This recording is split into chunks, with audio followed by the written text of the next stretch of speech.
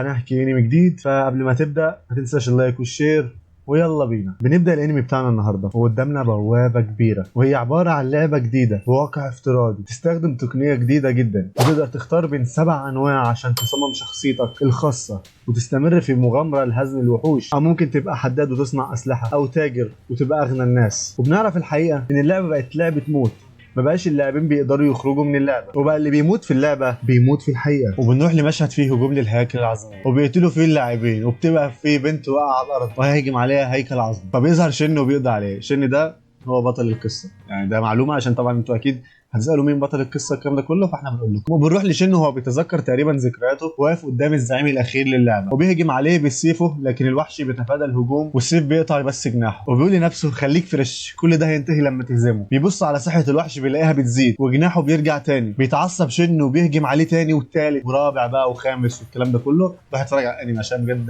يعني مش هقعد اوصف لك الاحداث لانها مهارات مشوقه. وبيهجم مره اخيره عليه وبيقدر يقضي على حارس البوابه. تبدا اللعبه تديله القاب كتير، وبتقول اللعبه يقدر اللاعبين الان تسجيل الخروج، وبيبدا شين يتاكد ان كل اللاعبين بيسجلوا خروج وكله بيختفي، وبيفضل شين بعد ما يتاكد ان كله خرج وبيدوس على تسجيل خروج. طبعا انت مستني بقى اللي هو يطلع والكلام ده كله، بس طبعا ما بيحصلش. تفتح وراه بوابه وبيقول شين ان المفروض ما تبقاش فيه اي حاجه تانية، وان المفروض هزمت اللعبه. وبيصحى يلاقي نفسه في مكان اخضر جميل، بيقول ان ده عالم اللعبه، بس ده حقيقي وملمسه حقيقي. بيفتح نافذه الحاله وبيلاقي ان مهارات احصائياته اتطورت بشكل كبير، وبيقول ان ده حصل بسبب الالقاب اللي حصلت عليها بعد هزيمتي للوحش الاخير. بس انا هزمت الوحش الاخير فاكيد انا قادر على تسجيل الخروج. وبيكتشف ان زرار تسجيل الخروج ما بقاش موجود، وبيشوف اصدقائه بيكتشف انه ما يقدرش يتصل بالشبكه. بيقول لنفسه يبقى المفروض اللعبه ما تخلينيش اتحرك، يبقى ده بقى يعني لعبه موت في البدايه ودلوقتي رحله ايسيكاي. وبيقرر انه ما يوقفش مكانه وبيستعمل غرض بيعرفه مكان بيته، وبيبدا في الرجوع لبيته وهو راجع بيشوف قلعه وسور وبيقول انه ما شافش قبل كده. وبعدين بيوصل للبيت وبيلاقي مجموعه واقفه قدام البيت، وبنت واقفه وبتقول لهم ما تخلونيش اكرر كلامي، معلمتي مش هترجع غير بعد مده. فواحد بيجرها بين ايدها وبيقول لها شكلنا هنستعمل القوه. فلما بتبعد عن البيت بيهجم خنزير ضخم، فبيهرب اللي كانوا بيشدوها وبتقع البنت على الارض، وبتفتح عينيها بتلاقي شن هازم الخنزير وواقف بيكتشف قوته على ظهر الخنزير. فشن عرف نفسه للبنت وراح قايل لها انا رجعت البيت. وبنروح لمشهد تاني بعد ما يدخلوا جوه البيت، وبتعرف نفسها وهو بيعرف نفسه. طبعا الاسماء دي مش مهمه فنسكيب الحته دي. بتقول له انت تعرف معلمتي يا شن؟ انت قلت من شويه انك رجعت البيت. قال لها معلمتك؟ قالت له مفيش حد ما يعرفش صاحبه متجر القمر شيني. فبيتفاجئ شن وبيقول لها هي الف بشعر فضي، وبيقول لو ما كانتش حد بنفس الاسم هي شيني، واحده من الشخصيات الداعمه ليا. فالبنت اللي في المحل بتتوتر، فبيقول لها شن تقدري تقولي انا وشيني نعرف بعض عشان كده هي فين دلوقتي؟ فقالت له احنا اتقابلنا دلوقتي والناس اللي كانوا هنا كانوا بيدوروا عليها برضه، بس اقدر على الاقل اقول لها انت عاوز ايه. وقالت له انا شغلي اهتم بالمتجر واوصل الرسائل لمعلمتي، وتكلفه الرساله الواحده 1000 جول. لا بس انا عندي جيل واحد بس، فيعني الجيل دي والجول ده عملات كوكب اللي احنا فيه ده ولا العالم اللي احنا فيه. البت قالت له ان بس عدد قليل من ملوك وشيوخ انواع معينه ممكن ياخدوا العمله دي، ومش كده وبس، عملات جيل بتساوي 10 مليارات جول. بيتفاجئ شن ان عمله جيل ديت كانت اقل عمله فئه في اللعبه اللي هو كان بيلعبها. المهم البت بتكمل وتقول له انت مين بالظبط؟ قال لها انا مجرد مغامر ونوعي بشري سامي اللي هو سامي بسيمي بالسام. قالت له بس البشر كلهم انقرضوا. قال لها قصدك ان البشريه انقرضت؟ قالت له لا، البشر السامين بس هم اللي انقرضوا، واللي انت شفتهم من شويه كانوا بشر. كملت وقالت ان كان في الماضي 6 بشر ساميين بس، واختفوا غير الغسق الرخاء قبل 500 سنه.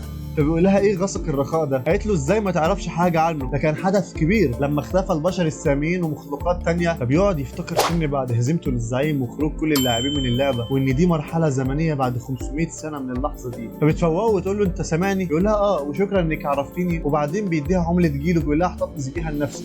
بيديها عمله فيها 10 مليارات يعني انت فاهم، مش 10 مليون، 10 مليارات. تمام. قالت له انت عبيط، انت سمعت اللي انا قلته من شويه؟ المهم يعني بيديها العمله وهي بتفرح قوي وبيقول لها بما انك الف هساعدك لانك بتستعملي السحر. قالت له الف؟ انت شايفني الف؟ قال لها اه. قالت له غريب مع اني طلبت من معلمتي ترمي عليا تعويذه وهم. قال لها وليه تعملي كده؟ قالت له ان الالف اصحاب الشعر الاسود بيعتبروا رمز لعنه سوء الحظ، وانها انطردت من قريتها بسبب ان الوحوش بدات تهجم عليها، وان الشعر الاسود بيجيب بسوء الحظ، وان معلمتها انقذتها وفعلت حاجز حوالين المتجر عشان يمنع الوحوش من الهجوم، ومعلمتي بتستعمل سحر وهم لاخفاء هويتها. فبيسالها شين في طريقه لازاله اللعنه. قالت له معلمتي بتدور في الموضوع. قال لها شين هو كان شعرك اسود على طول كده؟ اكيد يعني هتقول له لا، يعني بديهي. المهم يعني شين بيفتح نافذه الحاله ويبحث في شويه حاجات كده، وبيكتشف انها بتمتلك حاجه اسمها الهديه الملعونه، وهو ده سبب تحول شعرها للاسود. ومهم يعني بيشيل اللعنه من عليها وبينجح التطهير، بس بيرجع جزء بس من شعرها الطبيعي. بيحاول شين يواسيها بس هي بتشكره وانها شافت شعرها لاول مره من 100 سنه. وبيطلب شين منها تخرج من الحاجز وبتروح معاه وبيتمشوا في الغابه، مش بيهجم عليهم اي وحش.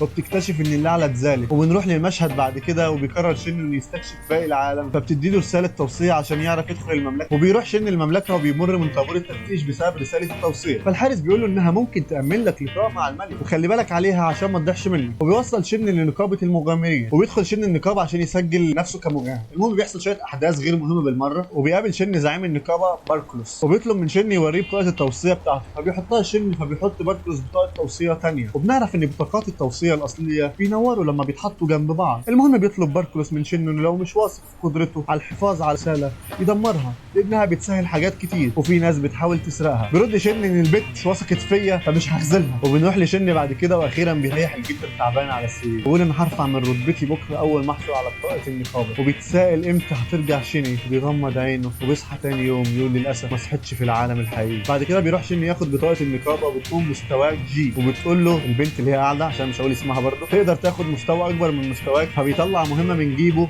بيقول لها عاوز دي، بتكون مهمه لحصاد عشب ما، اسم العشب برضه مش هقوله. وبيروح يبدا المهمه وبيكون العثور على النبته صعب، وبيظهر في الرادار ان في وحش بيتحرك. فشين بيبدا يدور عليه فبيلاقيه من نوع سفالكس. النوع ده معرفش قوته 359 وبيقرر يهجم عليه، بس بيكون الوحش قوي والغريب انه وحش ميت وماسك سلاح من النور. بيبدا شن يزود مهاراته وبيستعمل مهاره تخليه سريع وبيدمر الوحش، وسيف شن بيتكسر وبتبدا نواه الوحش على شكل حجر كريم، وسيف النور اللي طار من الوحش بيطير لحد مكان الملك. ايه اللي ممكن يحصل بعد كده ده انتم هتعرفوه لما تتفرجوا على انمي. سيبوا رايك في الكومنتات ولايك وشير وما تنساش زرار السبسكرايب وسلام.